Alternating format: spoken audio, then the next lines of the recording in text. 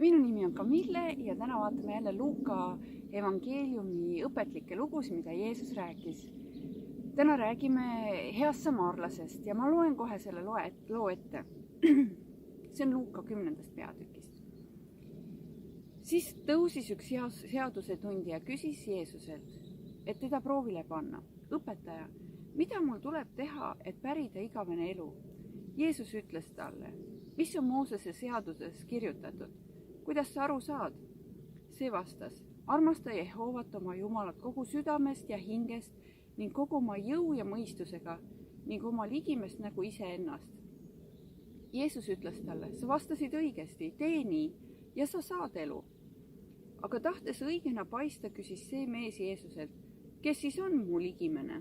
Ja Jeesus vastas, üks inimene läks Jeruusalemmast alla Jeeriku poole ja sattus röövlite kätte.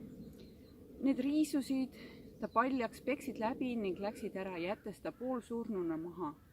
Juhtumisi läks üks preester mööda seda teed alla, ent kui ta seda meest nägi, läks ta teiselt poolt teed temast mööda. Samamoodi üks leviit, kes jõudis alla sellesse paika ning nägi teda ja läks temast teiselt poolt teed mööda. Siis jõudis sinna üks samaarlane, kes seda teed mööda rändas ja kui ta meest nägi, hakkas tal temast kahju. Ta astus mehe juurde, sidus tema haavad ning valas nende peale õli ja veini. Siis tõstis ta mehe oma looma selga, viis ühte võõraste majja ning hoolitses tema ees. Järgmisel päeval võttis ta 2 denaari ja andis need võõraste maja pidajale ja ütles, kanna tema eest hoolt ja mis sa üle selle kulutad, tasun ma sulle tagasi tulles.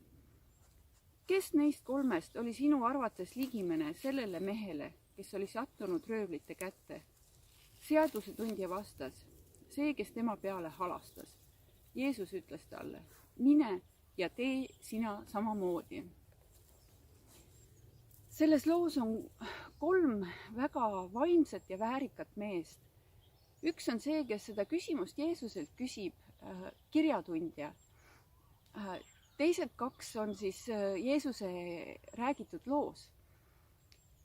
Üks oli preester ja üks oli leviit. Nad olid kõik väga ühiskonnas respekteeritud, austatud. Nende arvamust kuulati vaimsetes asjades, neid peeti väga vaimseteks inimesteks. Ja ometi teeb Jeesus selles tähendamissõnas meile selgeks, et ei loe, kui palju ma tean, ei loe, kui väärikas, austatud või teadlik ma vaimsest maailmast olen. Loeb see, kui palju ma hoolin enda kõrval olevatest inimestest. Nii võikski selle loo kokku võtta. Ja ma arvan, et kui see kirjatundja kuulis Jeesuse lugu, siis kellega ta võis ennast ühte ringi panna, kes olid temaga sarnased. Loomulikult see preester ja leviit, ta olid samasugused vaimsed mehed kui tema. Ja loo üllatus tema jaoks oli see ilmselt, et kuigi ta võib-olla oleks tahtnud ennast punti panna nende vaimsete meestega, siis loo lõpus ta pidi möönma, et head tegi hoopis see samaarlane või vaimsemalt käitus see samaarlane, kellest juudi rahvas ei pidanud suurt midagi. Samaarlased ei olnud juutidele mingisuguseks vaimseks eeskujuks.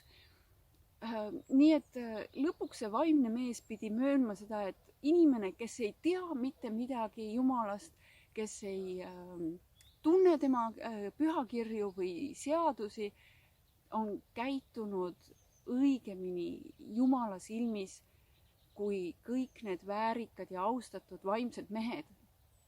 Nüüd, ma arvan, et see on väga mitmekihiline lugu ja üks teine point, mida ma võib-olla tahaksin veel siin välja tuua, on see, et loo kõige alguses loeb siis kirjatundja Vanast Testamendist, tsiteerib ja ütleb, mismoodi peaks Jumalat siis armastama, et olla Jumala silmis õige. Ma kohe loen selle uuesti ette. Armasta Jehoovat oma Jumalat kogu südamest ja hingest ning kogu oma jõu ja mõistusega ning oma ligimest nagu iseennast.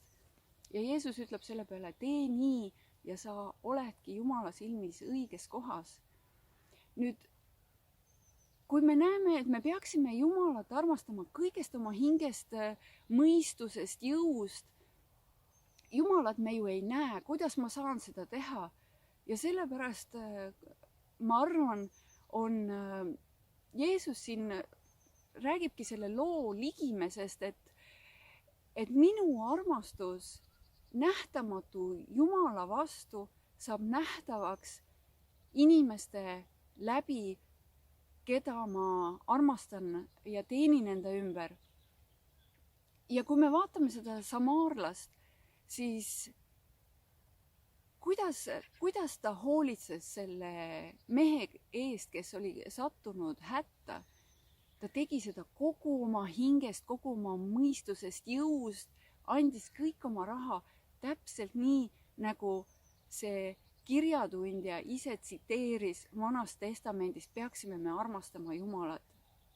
Ja läbi Piibli saame me ka erinevatest kirjakohtadest aru ja lugeda, et meie armastus Jumala vastu, see peegeldub meie armastuses inimeste vastu.